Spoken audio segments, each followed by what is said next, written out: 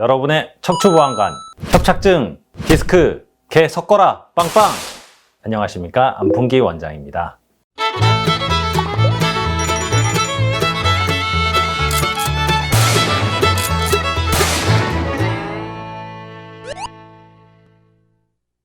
안녕하십니까? 여러분의 척추보안관, 안풍기 원장입니다.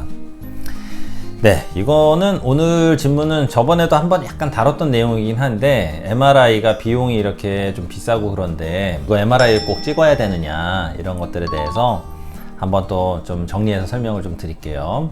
약간 이제 오해가 있으신 거가 MRI가 보험이 된다 이 얘기를 듣고 오시는 경우가 있어요.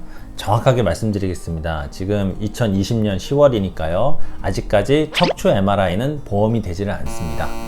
무릎, 어깨, 척추 이런 쪽은 아직은 우리나라 환자분들이 너무 많기 때문에 이거를 다 이제 국가에서 다 커버를 아직은 못 해주는 상황이에요.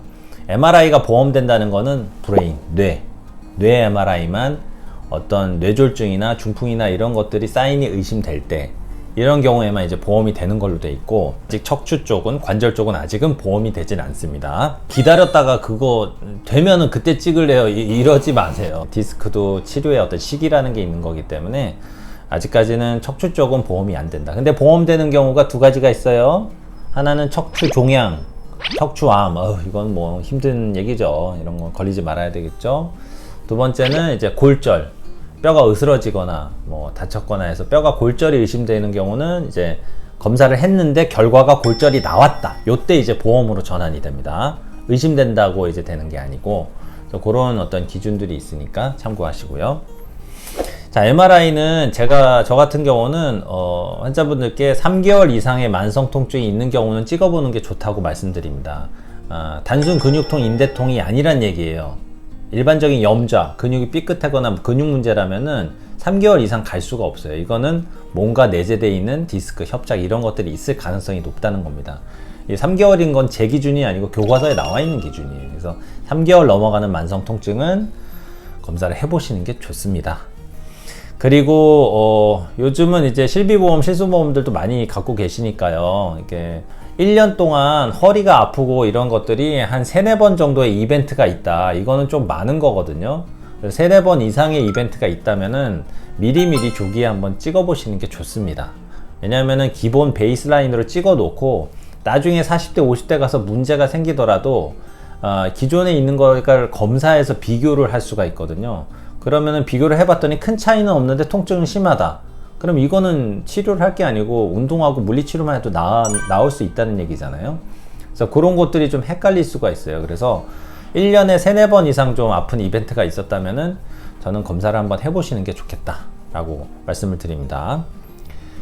그런데 이제 비용이 문제죠. 비용이 병원들마다 다 달라요.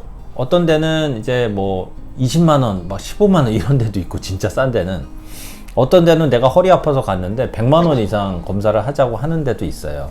그거는 조금 다른 얘기예요. 그러니까 그 MRI를 똑같은 MRI를 비용을 그렇게 다르게 받지는 않죠. 그러다가 큰일 나게요. 병원들이 그렇게 했다가는 뭐 잡혀갑니다.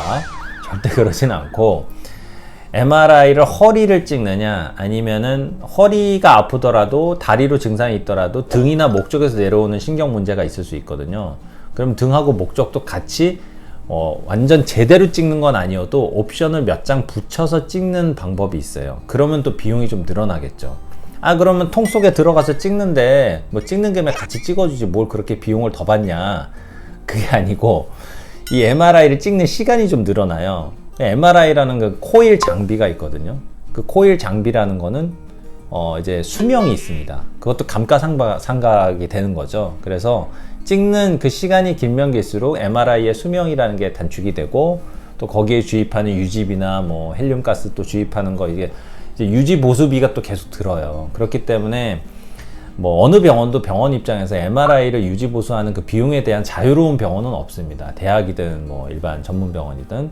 그래서 찍는 시간대별로 그리고 MRI를 딱 허리 가로로 찍고 세로로 찍고 요거 말고 다리로 내려가는 통증이 있으면 사선으로 찍으면 훨씬 더 잘 보이고 그 원인을 분명하게 포커스를 더 정확하게 알 수 있거든요.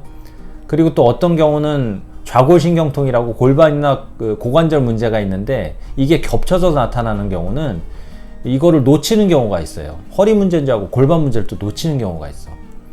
그러다 보니까 사실은 제가 볼 때 한 20년 전보다는 근래 들어서 10년 전부터 대학병원도 다 마찬가지죠. 풀 옵션으로 찍는 경우가 점점 많아지고 있어요. 허리가 아파서 왔지만 허리를 찍으면서 척추 쪽 위도 같이 본다거나 골반도 좀 같이 본다거나 이런 것들이 좀 많아지고 있습니다. 그렇기 때문에 어딜 갔는데 MRI 비용이 너무 싸. 이렇게 썼는데 이 병원 왜 이렇게 비싼 거야? 뭐 이런 거가 사실 다 이렇게 자세히 찍어보면 조금 비용이 좀 늘어날 수 있다는 거. 하지만 간단하게 찍어보면 또 이렇게 비용이 좀 줄어들 수 있고 그런 좀 차이가 있습니다. 또 하나는 MRI 장비도 중고 장비가 있고 새 장비가 있겠죠. 당연히 질이 다르겠죠. 사진 보는 퀄리티가 다르죠.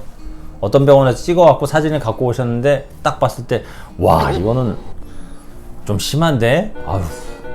그러니까 우리 표현으로 뭉개졌다고 표현하는데 영상이 이렇게 뭉개져서 이게 병변이 정확히 4, 5번인지 5, 6번인지 잘 분간이 안 되면 사실 죄송하지만 저는 어쩔 수 없이 검사 다시 한번 해보셔야 될 것 같다. 장비가 오래돼서 그렇게 말씀드리는 경우도 있어요.